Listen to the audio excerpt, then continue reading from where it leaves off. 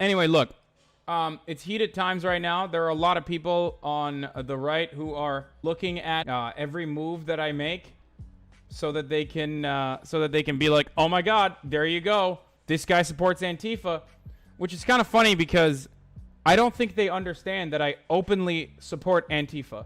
I openly support anti-fascist mobilization all the time.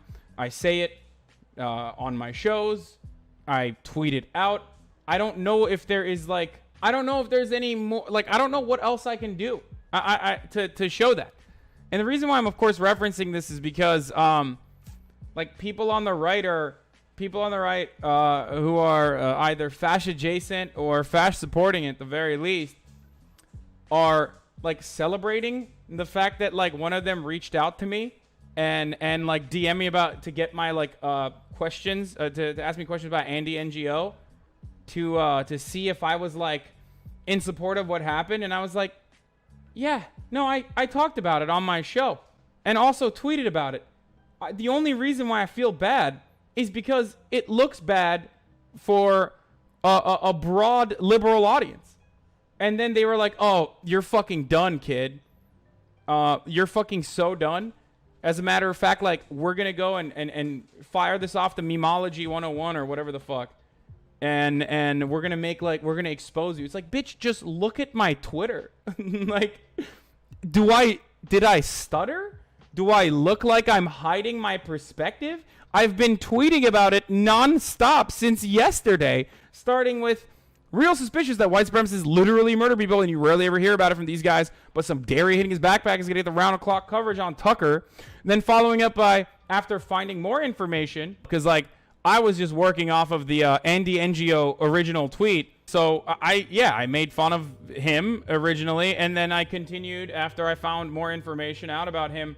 He went into the hospital because apparently he got punched a bunch of times, and now that's turned into it's a brain hemorrhage, and actually he's dying because the cement milkshake that they used it actually had AIDS viruses in it, and they gave him AIDS, so he has brain AIDS, which is an unstoppable form of AIDS. Okay, so here's the funny thing. One, so everyone's like, oh my God, there's cement in these milkshakes.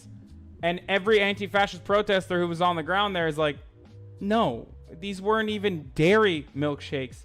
They were fucking vegan milkshakes, okay? Because half these fucking anti-fascist protesters in Portland, Oregon aren't even drinking dairy, okay? So it doesn't even leave a serious stain. It's not even a protein stain. You know what I mean? It's straight up.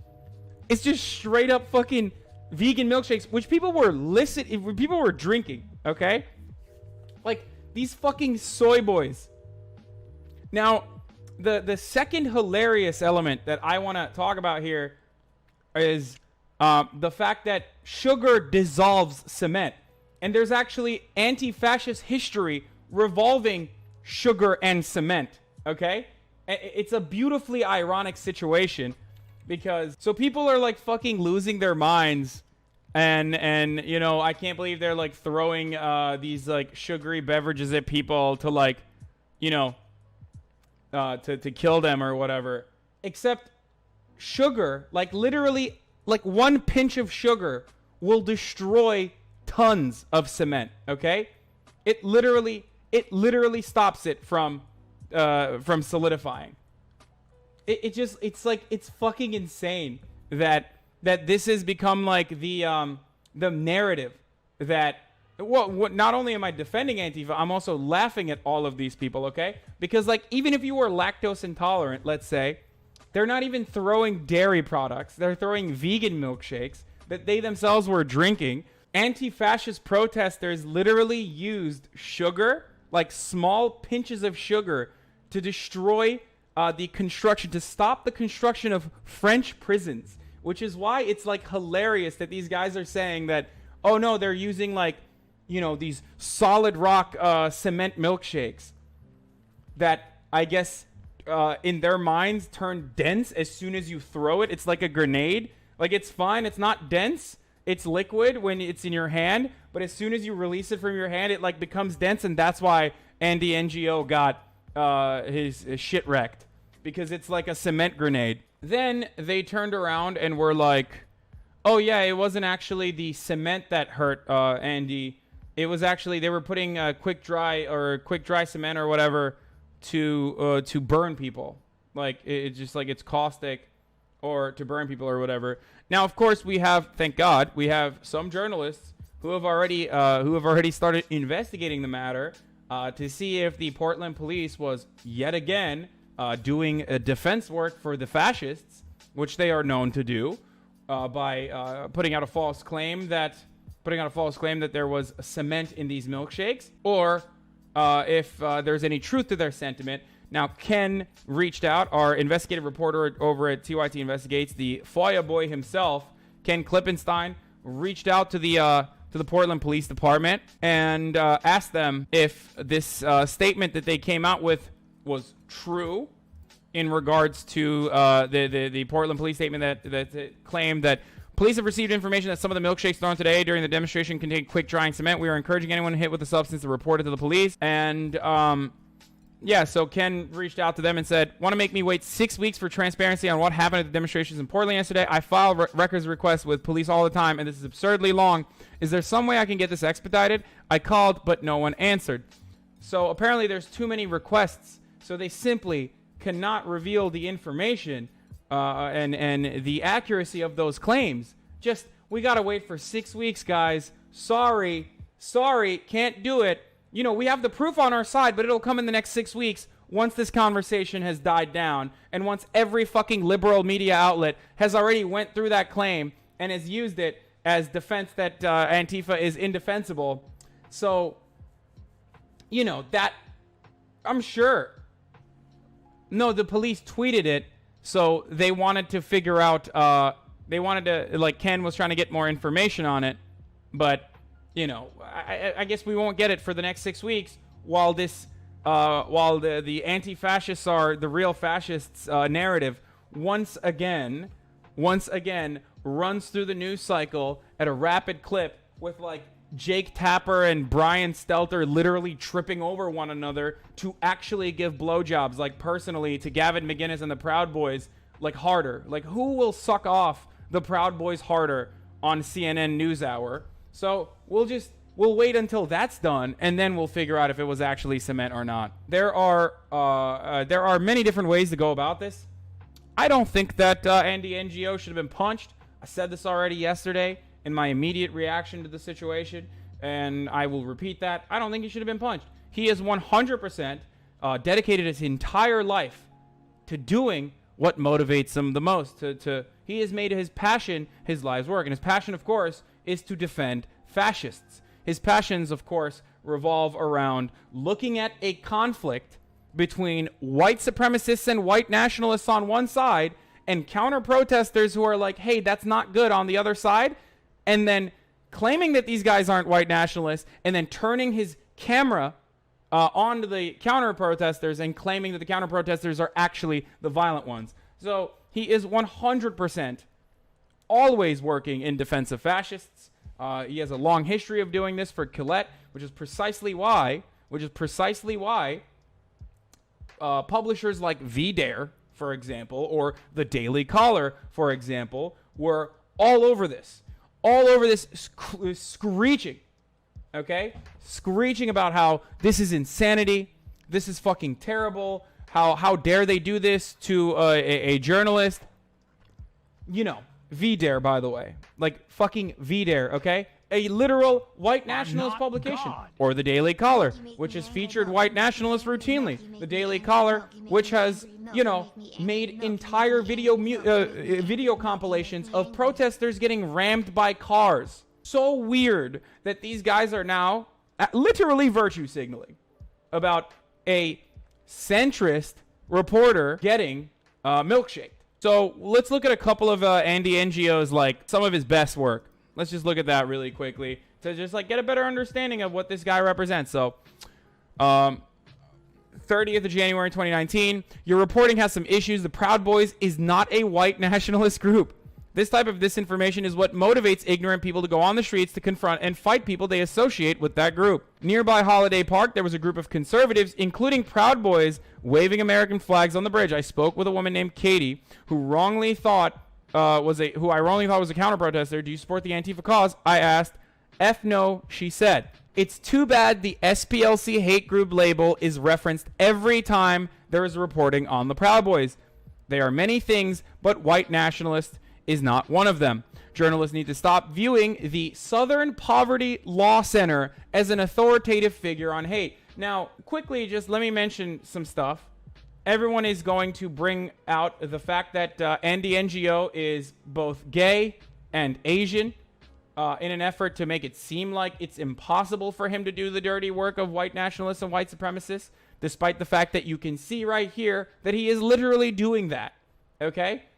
I just want to destroy this notion that people assume that you can't criticize a gay Asian man because of their identity, or that somehow a gay Asian person cannot be working to defend white supremacists and white nationalists. They absolutely can. You can take a look at Milo Yiannopoulos, for example, who is technically Jewish and also gay. You can also look at people like Candace Owens, for example, a black woman who absolutely does repeat white supremacist talking points as her job. You can look at Jesse Lee Peterson, who says blacks are inferior to whites.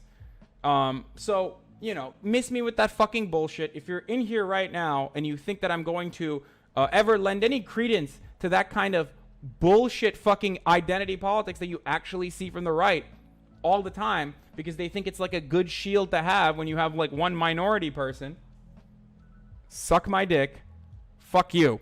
And lastly, right-wing men's drinking club who often provides security for right-wing public rallies, since police usually have orders to not protect attendees in progressive cities. This is perhaps the most egregious lie of it all. Not only because he makes it seem as though the Proud Boys are just a right-wing drinking club, okay? Which is fucking bullshit. But also the fact that, the police don't defend white nationalists and white supremacists? Are you fucking kidding me, dude? Are you joking? That is the most ahistorical bullshit I have ever seen, I have ever heard in my entire life, dude. The police always protect the white nationalists. The police have actual white nationalists and white supremacists amongst their ranks. So I just wanna play a quick video of the hate group Proud Boys. Arrested or in a serious. And then third degree, you still have to give up masturbating, but you have to get a tattoo. And then fourth degree, you get arrested or in a serious violent fight for the cause. Trigger warning, there will be hate speech in this video, okay? Gavin McInnes, the leader of the Proud Boys, will say a bunch of racist shit. I'm just letting you guys know. Yes. You get arrested in a serious violent fight, so you're promoting violence? Or some sort of major altercation. You should erase that part. Well, we don't encourage it, but if you're defending, like at the Berkeley thing with Milo, my guys, 14 of them just walked into a mob of 200 people just to get their stripes. And said, "I thought you guys were tough." No, they were doing it just for fun. When you just kick someone's ass, they don't just take it. Like, they come back with a bat or a gun or their brother, or you start a fight, and they want to get it back, and it goes back and forth, and all conflict pretty much goes that way. You have conflict, and then someone responds to that conflict, and it escalates. You create this horrific environment where it's almost impossible to avoid violence. Well, so I'm done avoiding it. I'm taking the low road. I'm punching them in the face. So that's what you're doing with this outfit? Yes. The end of the deplorable here. You can see people coming out here with Gavin McInnes, and I heard you had a scuffle earlier tonight. You want to tell me about it? Yes. The deplorable, by the way. Hey, not a white nationalist, guys. Not a white nationalist. Look who it is right there. So strange. So strange that, like, he's not a white nationalist, and yet he throws events with other white nationalists and has defended them in the past and said things like, Richard Spencer doesn't really say anything that's too out of pocket. Is this guilt by association? Says someone in my chat. No. Guilt by association is if Richard Spencer was like at a fucking I don't know, at a hot dog eating contest, okay? And Gavin McInnes was also attending, and people were like, oh, well, they're at the same hot dog eating contest. That would be guilt by association, not a fucking deplorable white nationalist rally. Like, if you're throwing a white nationalist rally and you invite other white nationalists and you charge white nationalists like $100 to join that rally, then it's not a fucking coincidence and it's not guilt by association. It's literally, it's on purpose, okay? Attacked a couple guys. They were there to antagonize us, and there's this assumption that if you antagonize people, they're just going to take it, and I think those days are done now. It's post-Obama. I could see him on his phone saying, yeah, we're trying to disrupt this door, and they didn't, we got pushed over to that door, and he's right next to me, and he's speaking with this Obama audacity, where he can just talk about fucking up my night, and I'm gonna go, oh well. So I punched his phone out of his hand, and then I grabbed it and I licked his face, and I bit off his glasses and I spat them out. And then we got to the door. His thing was, I'm just gonna slow them down and legally, get them assaulted. So I punched him in the face and I ripped his mask off. And then I punched him again as he was going, I think he was saying Gavin, and my name, the thing about an A is, it's a very big vowel, so you have a ah, and my fist went into his mouth. Like, I felt his tongue, and then we kept walking, and the cops handled it very well. Great work with the local police. As you saw right there, Gavin McInnes knows that he has the police on his side, okay? He understands that if he causes altercations, he can be violent, and the police will most likely defend him, and that is exactly what happens. They know this. Now, why? Why did I mention this video? Why did I talk about all this? Well, it's because, Andy Ngo literally takes that. Oh, my parents are here. Andy Ngo takes that and then and claims that those guys, led by that guy, Gavin McInnes, there's a better video about this that is more descriptive, that goes into detail about all the violent things that the Proud Boys do. But, he literally looks at this and goes, those guys are actually good. They're just doing defense. It's a right-wing men's drinking club. And, they're just providing security for right-wing rallies. Kind of interesting that, people act like Andy Ngo is just this total unbiased, objective reporter, when in fact, a big reason why he's at these rallies to begin with is to antagonize people and to cover them in defense of the white supremacists and white nationalists who are throwing the rally. He looks at white supremacists on one side, and he looks at the counter-protesters who are countering the white supremacists on the other side, and he says, yeah, the counter-protesters are the violent ones. These white supremacists are doing nothing wrong. So, that's literally his job, okay? So, miss me with that fucking bullshit. He 100% was in the middle of that crowd for this exact same reason, okay? 1,000%. 1,000%, okay?